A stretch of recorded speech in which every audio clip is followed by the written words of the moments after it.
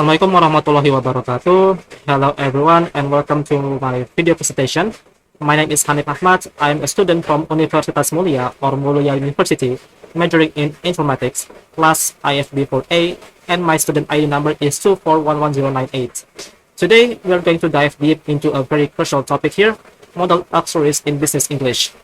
In the professional world, it is not just about what you say, but how you say it.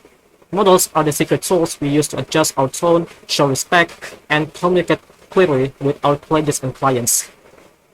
Jadi di video kali ini, saya akan menjelaskan tentang penggunaan modal auxiliaries khusus dalam konteks bahasa Inggris bisnis. Seperti yang saya sebutkan tadi, materi ini sangat penting. Tujuannya agar kita bisa berkomunikasi secara profesional, menjaga kesopanan, dan bekerja lebih efektif di dunia kerja. Oleh karena itu, let's get into it. We can go to the next slide here. Okay, so first of all, what exactly are modal auxiliaries? As you can see on the screen, they are helping verbs. This means they cannot stand alone. They are used together with main verbs to express a specific mood or attitude, such as permission, ability, or necessity. The golden grammatical rule of using modal is this: always use a modal plus the base verb or verb 1. A very common mistake is adding to or as. For example, we say he must submit the report, not he must to submit or he must submits. Remembering this simple rule will instantly make your English sound much more professional.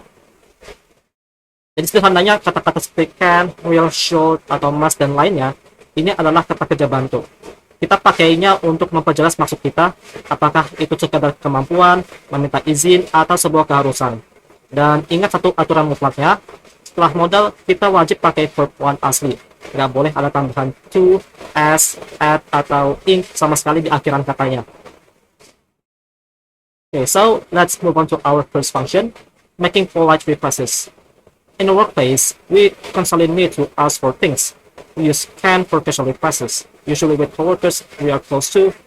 For instance, can you send me the Q3 financial report by noon?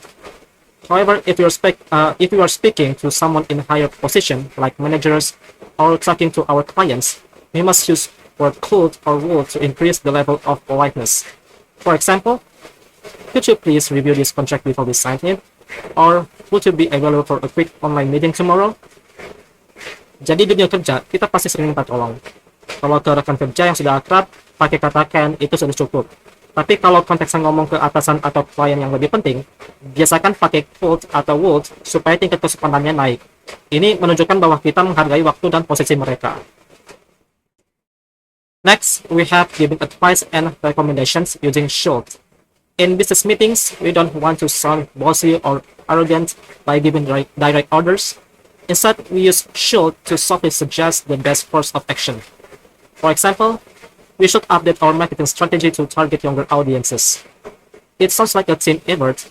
On the other hand, the negative form, shouldn't or should not, acts as a polite warning. For example, you shouldn't ignore the customer feedback on our latest product. Jadi kata should ini pas banget dipakai saat meeting kalau kalian atau kita mau kasih saran atau masukan yang membangun tanpa terdengar seperti sedang memerintah. Kalau bentuk negatifnya yaitu shouldn't, gabungan dari kata should dan not, fungsinya itu lebih ke arah mengingatkan rekan kerja atau memberi teguran halus supaya perusahaan tidak melakukan suatu kesalahan atau kerugian. Now, let's move on to the contrast advice with obligation. When we express obligation, we use must word. This model is used for setting strict rules, compliance requirements, or strong personal obligations. There is no room for negotiation here. For example, all employees must wear their ID badges while inside the building. And if we want to talk about strict prohibition, things you absolutely cannot do, we use must not. An example would be, we must not disclose confidential client information to the third parties. Nah, beda dengan saran, kalau kata must ini tingkatannya itu udah wajib banget. Biasanya mengangkut standar operating procedure atau SOP, atau aturan ketat perusahaan yang nggak bisa ditawar lagi. Apalagi kalau must not, itu artinya larangan keras yang bisa berakibat fatal kalau dilanggar. Misalnya, dilarang membocorkan rahasia atau data klien perusahaan. Next, in the business environment, predicting the future is never 100% certain. That is why we frequently discuss possibilities using word may or might. These models help us talk about future uncertainties or potential outcomes without making false guarantees. For example, dealing with logistics here, the shipment might be delayed due to the heavy storm at the port.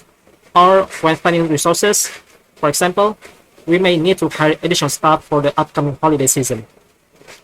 Jadi karena di bisnis itu banyak banget hal yang dinamis dan gak pasti, kita pakai kata may atau might untuk membicarakan kemungkinan, probabilitas, atau resiko yang bisa saja terjadi di masa depan.